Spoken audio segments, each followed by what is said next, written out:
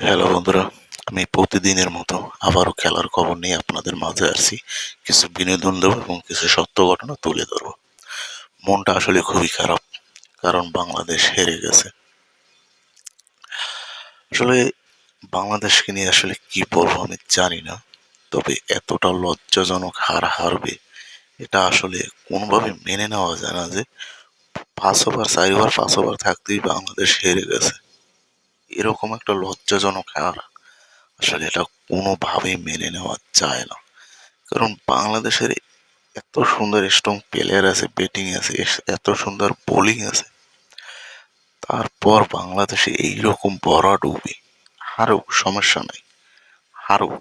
আসলে 150, 140, 50টা রান কর, ঠিক, তাহলে না বোঝা যাবে 15-20 রানে হারছে। এটা হতেই পারে। কিন্তু এরকম ভরাডুবি হার আসলে কখনই মেনে নেওয়া যায় না। এটা কোনোভাবেই মেনে নেওয়া যায় না। ভারতের সাথে আমরা জিতবো 168 রান, 69 রানের টার্গেট।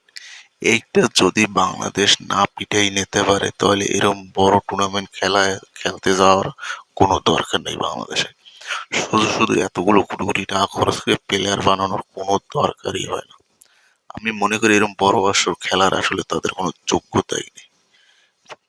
এটা কোনো হলো 168, 69 রান, 70 রান এটা যদি না করতে পারে, আরে বাবা তোরা সমস্যা নেই, 160, 65, 150 কর, যে না হ্যাঁ 15-20টা রানের জন্য, কিছু রানের জন্য হারছে, এটা হতেই পারে। কিন্তু এইরকম ভরাডুবি আসলে এটা কোনোভাবেই মেনে নেওয়া যায় না। 18 কোটি মানুষ কোনোভাবেই এটাকে অ্যাকসেপ্ট করবে না। আসলে কি বলবো, এটা আসলে আসলে খুবই একটা দুঃখজনক। আর এটা আসলে মানা যায় না। খুবই আশায় ছিলাম, বিশ্বাস করেন, যে বাংলাদেশ ভালো খেলে, ভালো বোলিং, ভালো ব্যাটিং, ভারতকে হারিয়ে সেমিফাইনাল নিশ্চিত করবে। এটাই আমাদের আশা ছিল। কিন্তু কি হলো, কি খেললো, কোনো খেলা হইলো না, বোলিং না ব্যাটিং না, কোন দিক দিয়ে কোন দিক দিয়ে বাংলাদেশ ভালো করছে বলেন? তারপর লাস্ট দিক দিয়ে ভালো বোলিং করছে। 159, 69, 70 রান, এটা যদি বাংলাদেশ চেঞ্জ না করে যদি খেলতে পারে তাহলে বাংলাদেশ ওখানে খেলতে গেছে কেন, এইটাই আমার বাংলাদেশ টিমের কাছে আসলে জবাব চাই। তো বন্ধুরা, আসলে আজকে ভিডিও বেশি বড় করবো না। তো যে যেখানেই থাকেন, দেশি পেলে এসে বাংলাদেশকে তো অবশ্যই সাপোর্ট করতেই হবে।